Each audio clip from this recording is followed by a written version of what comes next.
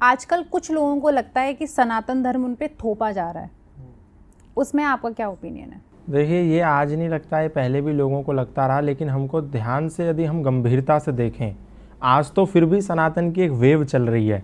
उस समय जब अंग्रेज़ों का इस देश पर हुकूमत थी, अंग्रेज़ों का गुलाम था ये हमारा भारत, और ब्रिटानिया हुकूमत हम पे लगातार हमारा दोहन करती थी, हम पे अत्याचार करती थी। उस समय अमेरिका से एक मिशनरी को भेजा गया, और वो 21-22 साल का नौजवान था जिसका नाम था सैमुअल इवान स्टॉक। उसको भेजा गया कि जाओ भारत और जाकर के भारत को ईसाई राष्ट्र बनाओ, एक एक व्यक्ति को ईसाई बना दो, तुमको जो करना पड़े करो, लालच दो, उसको किसी भी प्रकार का प्रलोभन दो, और एक एक भारतीय को हमको ईसाई बनाना है। ईसाई राष्ट्र का मिशन दे करके उसको भेजा गया।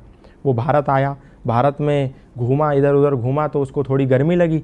जब गर्मी लगी तो वो शिमला पहुंच गया। शिमला गया, वहाँ पर उसने एक तरफ से लोगों को ईसाई बनाना प्रारंभ कर दिया, एक तरफ से सैमुअल इवान स्टॉक ने एक एक व्यक्ति को ईसाई बनाने का मिशन, और बोला कि पहले चरण में मैं इस हिमाचल प्रदेश को ही, हिमाचल को ही ईसाई मुल्क बनाऊंगा, मतलब ईसाई प्रदेश बनाऊंगा।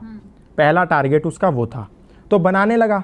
अब उस समय क्या हुआ, जब उसने बनाता रहा लोगों को ईसाई, तो कुछ समय के बाद ही उसने वहीं की एक लड़की को, पहाड़न लड़की को जिसको ईसाई बनाया था, उसी से विवाह कर लिया, और काम ईसाइयत का तेज चलने लगा, मिशनरी का। जब धीरे धीरे काम चलने लगा तो अचानक से हिमाचल में प्लेग की बीमारी फैल गई, जैसे आज कोरोना की बीमारी फैल गई। पिता को पुत्र ने दूर से ही नमस्ते कर दिया जब उसकी मृत्यु हो गई, माँ को बेटे ने दूर से ही टाटा कर दिया जब वो कोरोना से ग्रसित हो गई, और छुआ भी नहीं, लोगों ने अंतिम संस्कार तक नहीं करे। लाशें नदियों के किनारे आप देख रही होंगी कि कैसे सैलाब आ गया था, कोई छूना नहीं चाहता था, हर व्यक्ति को अपनी जान प्यारी थी। ठीक उसी प्रकार प्लेग की बीमारी भी छुआछूत की बीमारी थी। लोग अपने परिजनों को छोड़ छोड़ करके भागने लगे, जैसे घर में किसी को प्लेग हो गया तो घर में छोड़ करके चले गए। तो ऐसे ही जब देखा सैमुअल इवान स्टॉक ने कि जब ऐसी परिस्थिति पैदा हो गई कि लोग अपने परिजनों को छोड़ छोड़ करके भागने लगे, उस समय वहाँ पर एक समाज सेवी थे जिनका नाम था पंडित रूलियाराम। वो पंडित रूलियाराम निस्वार्थ भाव से ऐसे लावारिस पड़े लोगों की सेवा कर रहे थे। तो सैमुअल इवान स्टॉक ने देखा कि पंडित रूलियाराम एक खाट के पास हैं जहाँ पर वो एक वृद्ध आदमी को लेटा हुआ है, और वो प्लेग के मारे तड़प रहा है, और उसके गले में एक गिल्टी हो गई है जिसके मारे उसको तड़पन हो रही है।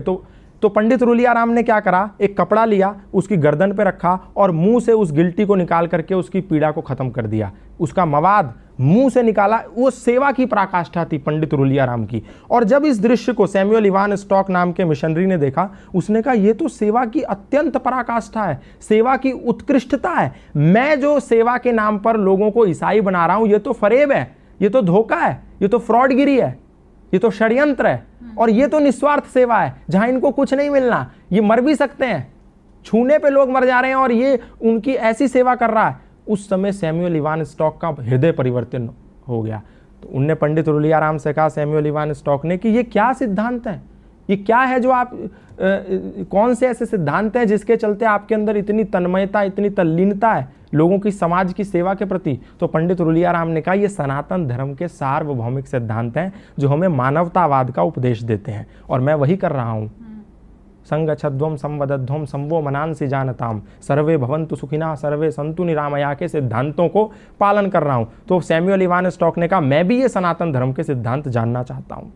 तो सैमुअल इवान स्टॉक को पंडित रूलियाराम ने सत्यार्थ प्रकाश दिया, द लाइट ऑफ ट्रुथ नाम की एक पुस्तक दी। बोला तुम ये पढ़ो और तुम्हें सनातन धर्म का पूरा सारांश पता चल जाएगा कि सनातन है क्या। सैमुअल इवान स्टॉक ने उस पुस्तक का अध्ययन किया। अध्ययन करने के बाद ऐसा हृदय परिवर्तन हो गया कि आया तो था वो भारत को ईसाई राष्ट्र बनाने, वो भारत को आज़ाद कराने की लड़ाई में कूद पड़ा। और जब वो लड़ाई में कूद पड़ा तो अंग्रेजों ने उसको जेल में बंद कर दिया। जेल में बंद कर दिया तो उसकी मुलाकात लाला लाजपत राय से हुई। जेल से निकल के आने के बाद उसने पंडित रूलियाराम से मिला और बोला कि मैं अब सनातन धर्मी बनना चाहता हूँ, और मैं अपना नाम भी, क्योंकि आपने जो मुझे सत्यार्थ प्रकाश दी थी, द लाइट ऑफ ट्रुथ, उसको पढ़ने के बाद मेरा हृदय सनातन की और श्रद्धा से भर गया है, तो मैं नाम भी अपना उसी सत्यार्थ प्रकाश से अभिप्रेरित होकर रखना चाहता हूं। अपना नाम सत्यानंद रखना चाहता हूं। और वो व्यक्ति सत्यानंद आर्य सन्यासी बन गया और भारत में रहकर के मृत्यु पर्यंत सनातन धर्म का प्रचार करता रहा। आप सोच के देखिए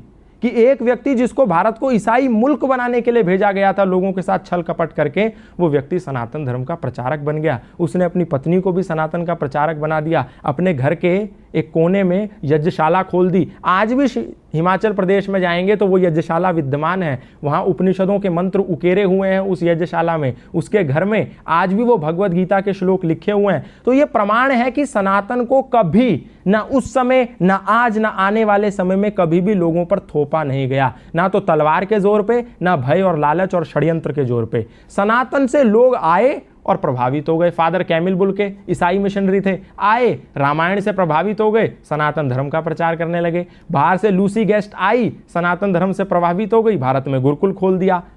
स्टैनफोर्ड की एक महिला आई, भारत में आके गंगा के पास बैठी, साध्वी भगवती सरस्वती बन गई। एक व्यक्ति आया, स्विट्जरलैंड से पैदल आ गया, स्विट्जरलैंड से पैदल भारत आ गया, 4 साल 18 मुल्क पैदा करते हुए। कोई गया था उसके कंधे पर बंदूक रखने, और उसका नाम हो गया बैन बाबा।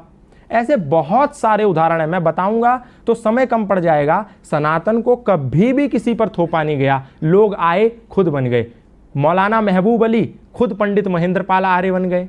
खूब सारे मौलाना, मतलब इमाम मस्जिद के, खुद सनातन धर्मी बन गए। हमने किसी को जोर नहीं दिया, किसी को जबरदस्ती नहीं करी, लोग आए और बन गए, तो इसमें हमारी क्या गलती है?